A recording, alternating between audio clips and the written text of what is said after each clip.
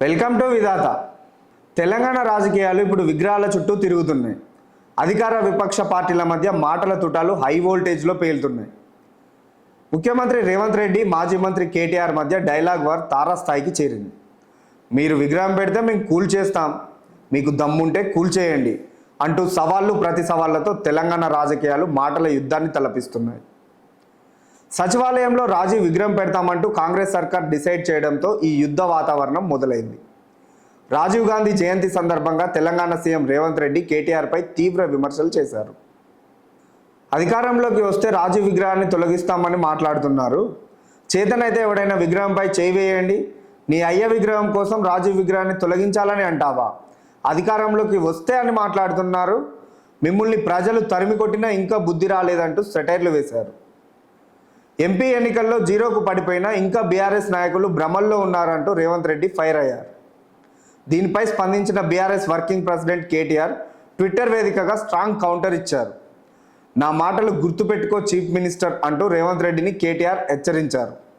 అధికారంలోకి వచ్చిన తొలి రోజే బాబాసాహెబ్ అంబేద్కర్ సచివాలయం పరిసరాల్లోని చెత్తను తొలగిస్తాం. నీలాంటి ఢిల్లీ గులాంలు తెలంగాణ ఆత్మగౌరవాన్ని, తెలంగాణను అర్థం చేసుకోలేరు.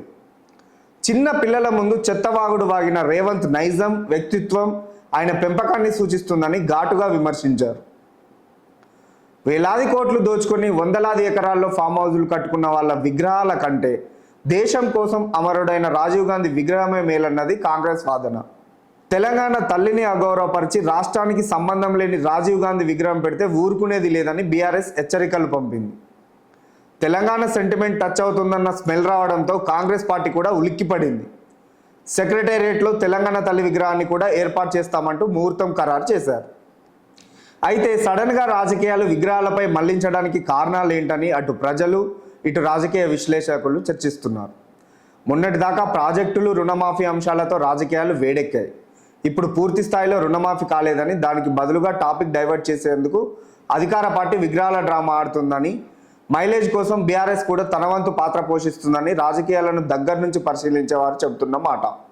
ప్రజా సమస్యలను పట్టించుకోకుండా అధికార విపక్ష పార్టీలు ఒకరిపై ఒకరు బురద చల్లుకుంటూ రాజకీయ విలువలకు తిలోదకాలు ఇస్తున్నారని సీనియర్ రాజకీయ నాయకులు ఆవేదన వ్యక్తం చేస్తున్నారు.